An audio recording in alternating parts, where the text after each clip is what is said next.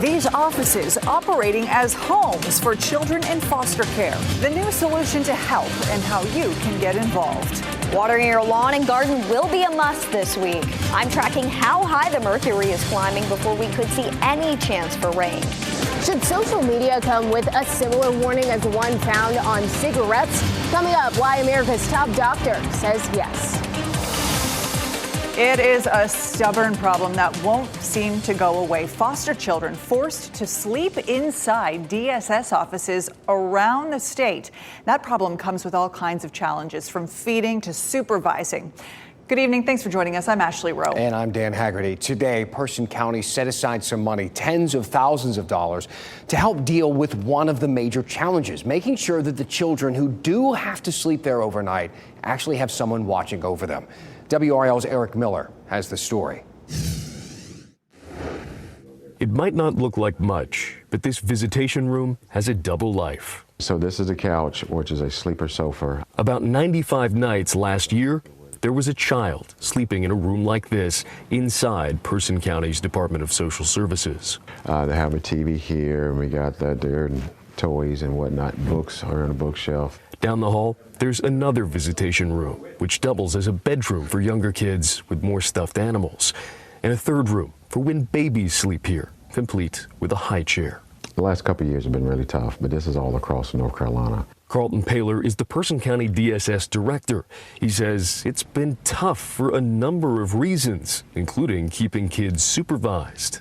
But there have been times we've had 3 teenagers in here at one time, and that is not good. Legally, DSS offices have to have children supervised by at least 2 adults at all times. And with kids here over the weekends, nights, holidays, it can be hard to find the staff. Monday, the Person County Board of Supervisors tried to ease some of that burden, setting aside $39,000 for incentive pay to help convince and reward staff for taking extra shifts to watch over these kids. All in favor, say aye. Aye. But that pay, topping out at just $100 a shift, is only a partial solution. Children are sleeping in these offices as Person County, like counties across the state, is facing a years-long shortage of foster parents going back to the pandemic, a shortage that won't end until more families step up. Every child deserves a home to go to. So how do you do something about this? How do you get involved? Paler says to reach out to County DSS directly. They're happy to answer any questions, take any calls, and are even providing training for new foster families. Eric Miller, WRAL News. What a predicament. A new FAA report shows an airplane had engine issues when it crashed in Siler City last Friday, killing both people on board. This is a picture of the airplane. It was operated by Executive Flight Training. According to Highway Patrol, the instructor, Macmillan Abernathy, and his student, Jason Strauss, were inside the plane. The flight went down in this wooded area near Siler City Airport where it caught fire. Aviation attorney James Krause says it's an issue that could have been difficult for a pilot to recover from. And if it was at a portion of the flight where they were approached to landing at the airport, that can be a very dangerous time to suffer an engine failure. More information is expected when the NTSB releases its preliminary report in a couple of weeks. In the American justice system, we depend on the courts to hold people accountable. But who holds the judges accountable? According to a new report by the nonprofit left-leaning ProPublica, some North Carolina judges appear to be giving others a pass on political grounds. WRAL Capitol Bureau Chief Laura Leslie has this story. We first brought you this story back in 2021. Dramatic audio of a courtroom shooting, a judge shouting, a man shot dead. Now we're learning that the judge's own peers recommended that she should be reprimanded in this case, but she was not. And that has some questioning whether partisan politics is making further progress in the state's highest court. In 2021, criminal defendant Christopher Vaughn was shot to death in a Person County courtroom after trying to attack Judge Caroline Burnett. The attack followed an argument between the two. The state of North Carolina gave you an attorney. She withdrew. I didn't. Shut up! You shut up. Vaughn rushed at the judge. The bailiff intervened. They struggled, and Vaughn took the bailiff's gun. You got my gun! You got my gun! You got my gun! That's when a deputy shot Vaughn in the head. Burnett told WRAL at the time it was justified. There's no doubt in my mind he would have killed every single one of us. According to a new report by ProPublica, the case was investigated by the state's Judicial Standards Commission. Burnett admitted she had violated judicial standards. The commission called for her to be publicly reprimanded by the Supreme Court for escalating the argument. The Supreme Court virtually always follows those recommendations, but not this time. According to ProPublica, the court also declined to discipline another judge in Davidson County who threw a woman in jail for no reason for 4 days. They did not offer any explanation. Frankly, it's a lot closer to the Kremlin than what we're used to and supposed to get in America. It's just zero transparency. Attorney Press Millen has represented mostly Democratic judges in other investigations. He said the two judges are Republicans, and so is the majority on the state Supreme Court. I've been concerned for some time that the judges from one political party are treated more harshly and held to a higher standard than those from the other party. And I think this reporting bears that out. Neither Burnett nor Supreme Court Chief Justice Paul Newby had a comment. Shortly after declining to reprimand those two Republican judges, the court did issue a recommended reprimand to a third judge. She is a Democrat. Laura Leslie, WRAL News, Raleigh. You can see our full WRAL Investigates piece on the incident involving the death of a Person County court in a Person County courtroom on our website. Just search Person County shooting, courtroom shooting on WRAL.com. Well, the heat is not letting up. Here's a live look across the region. Yeah, we've got 4 temperatures here, all pretty close to 90 degrees. Temperatures a little lower than our daytime high, but we could get close to 100 degrees later in the week. Meteorologist Kat Campbell is in the WRAL Severe Weather Center. Kat? We had our 5th day in a row in the 90s, and we've got a lot more to go. The next 7 days, every single day will be in the 90s, and we even get near the triple digits for the weekend. So we want to give you an early warning as you start to think about your weekend plans. I know it's only Monday, but you may want to consider moving them inside. We're talking some dangerous heat. 94 Friday, 98 Saturday, 99 Sunday and Monday. And these are the actual high temperatures. This is not the heat index forecast. That could be closer to 100 to 105 for the weekend. If we take a look at the heat risk map for Saturday, you can see closer to the triangle, Raleigh, Fayetteville. That's where we've got the major risk and a more moderate risk elsewhere. And then Sunday, it's an even bigger heat, higher humidity on the way. Area-wide across our viewing area, those without proper cooling methods could be in for a pretty high risk of heat exhaustion. I'll have a closer look at how long this pattern lasts and a tropical update coming up. All right, Kat, thank you. We are getting our first look today at the City of Raleigh's new recommendations that they want to enact for stricter parades. This is after the death of 11-year-old Haley Brooks, a dancer in the 2022 parade, who was killed by a pickup truck. For nearly 2 years now, the city has banned all motorized floats and vehicles from the parade because of that tragedy. The Brooks family has been fighting for stricter safety guidelines during this time. Now the city will present some new rules and regulations to council. They'll include drivers must be at least 25 years old. The vehicle must have a safety inspection within 30 days of the parade. Floats must have a fire extinguisher on board, and they also have to have proper brakes and a horn. They're common sense regulations. I think they're best practices that have been benchmarked across the country. And I think they're going to make sure that our parades can resume to the full extent in a very fun, in a very safe manner. Other measures include asking new parade drivers to attend an orientation and parade staff enacting risk assessment and emergency response plans. Tonight, Durham city leaders will vote on whether to adopt the proposed 2024-25 budget. The $955 million plan is up more than 7% from the current budget. It includes a 3.25 cent property tax rate increase. It also increases the budget of Durham public schools by $13 million. The vote will happen at City Council's meeting tonight. That meeting started at the top of the hour. So, big question for a lot of folks out there, and it's something I know tons of parents have been thinking about. Should social media sites be required to implement warnings for its users? The U.S. Surgeon General thinks so, writing an op-ed about the social media impacts on teen mental health. We want to know your thoughts on all this, so we've been asking all afternoon, do you monitor your children's social media accounts? You can vote right now by scanning the QR code on your screen, or you can head to WRAL.com/yourvoice to let us know what you think.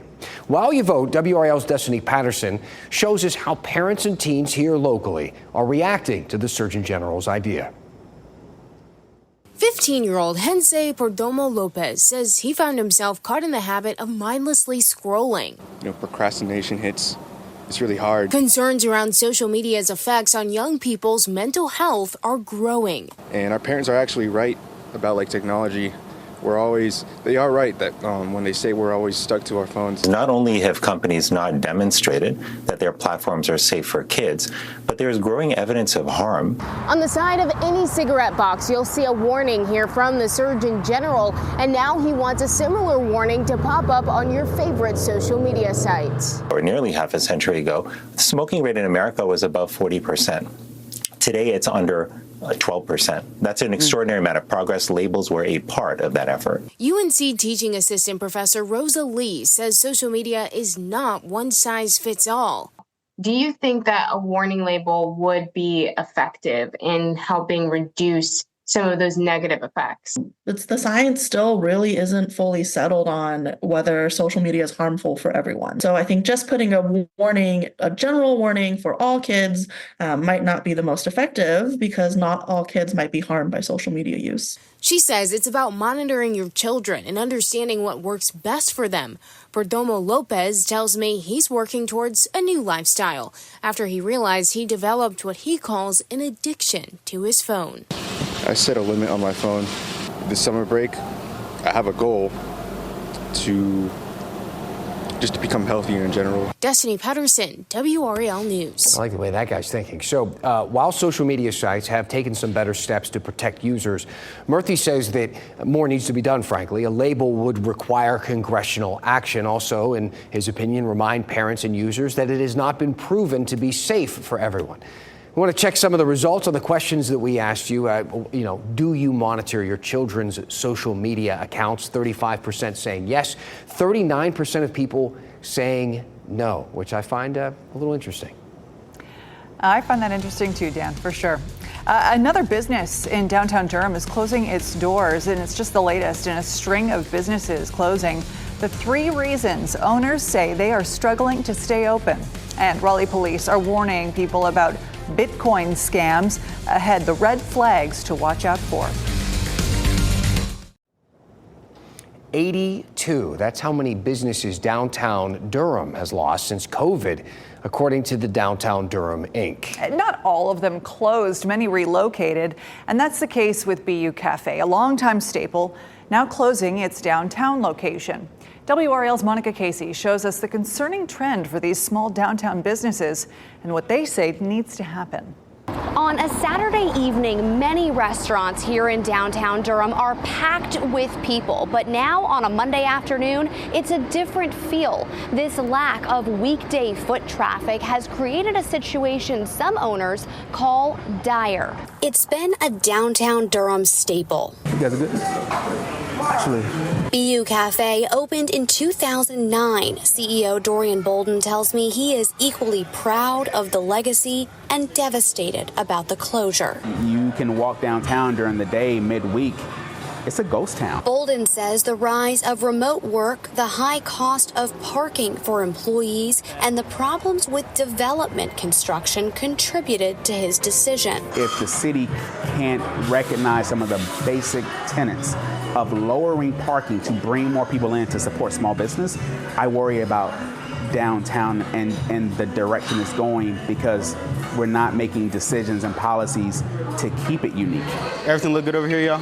Andrew Catlin has worked at BU Cafe for years. He tells me the parking price has been a problem. It does come at a cost when you work 9 hours 5-6 days a week. BU isn't the only business reconsidering downtown. A large group of owners took their concerns to City Council, led by Downtown Durham Inc. President Nicole Thompson. Thompson said construction sites can be an issue for getting to work, deliveries, utility shutoffs, and trash. Development sites that aren't regularly inspected and supervised by the city or county lead to conditions that are almost impossible for small businesses and residents. BU's other locations will stay open, but Bolden says downtown just couldn't make it anymore. Sadly, you have to cut the leg off to save the body. In Durham, Monica Casey, WRAL News. So BU's last day downtown is this Wednesday, just so happens to be Juneteenth.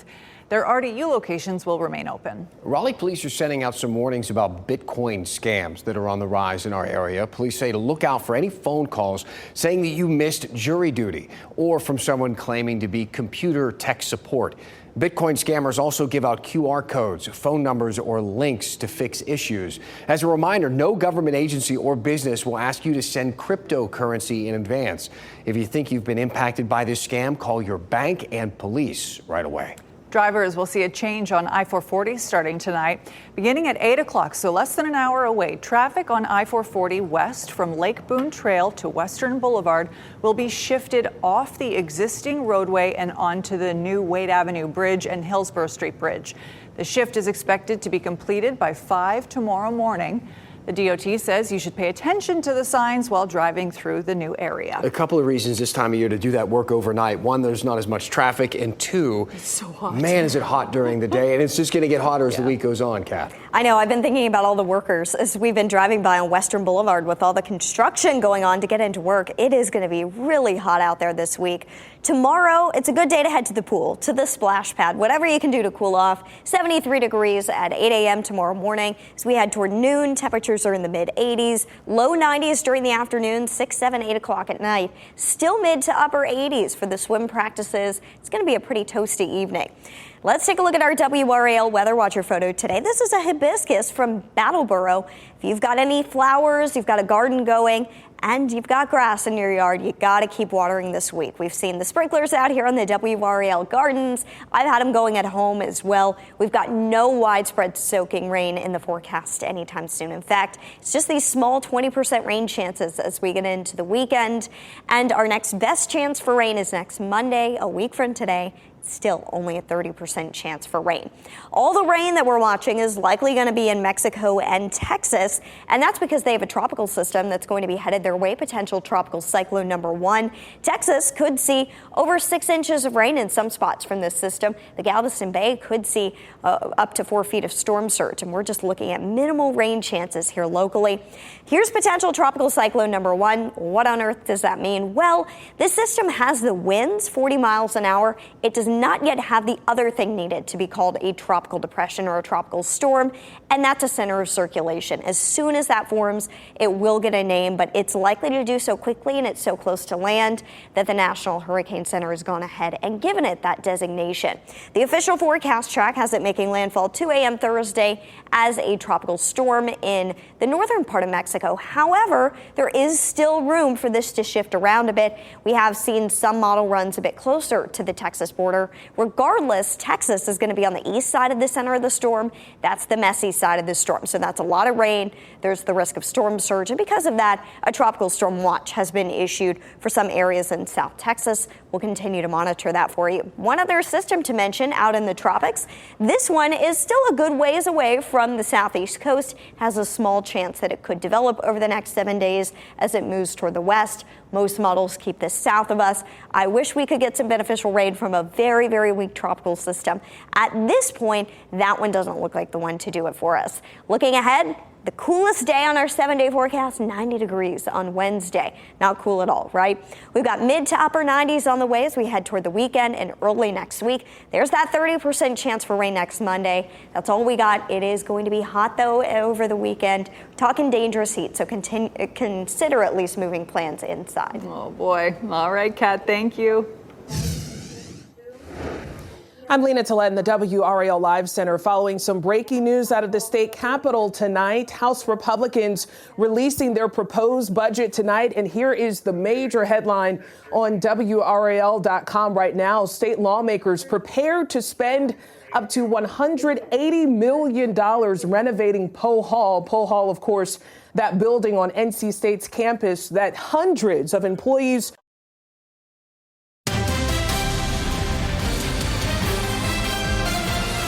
We are less than 39 days away now from the Summer Olympics in Paris, and today dozens of boats participated in a rehearsal for the opening ceremony. A total of 205 delegations will parade on more than 80 boats on the River Seine. They're expected to go nearly 4 miles, and the ceremony will last nearly 4 hours. The president there in France said the ceremony could potentially be moved indoors. There is a potential for a security risk that they might deem to be too high. But let's hope everything goes great, obviously, because I think it's just going to be gorgeous and a lot of fun. WRAL's Liz McLaughlin will be there in Paris for the games starting July 26th. You can find that coverage right here on WRAL, your home for the Olympics.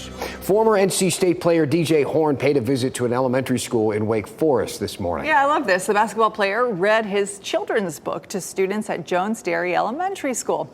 Horn also sat down with them and gave them a few words of encouragement. I want to know more about this children's book. Me too. I'd like to read through it. That's cool. I think everybody thinks if you have children, a niece or a nephew or something, you're like, I can do a little children's book. I something think like so that. too, but I'm excited for him. That's awesome. We'll give it a read. Thanks for being with us tonight here on WRAL News. Our next newscast is at 10 on Fox 50 and 11 on WRAL. Keep watching WRAL News over the air channel 34 and Spectrum channel 1257.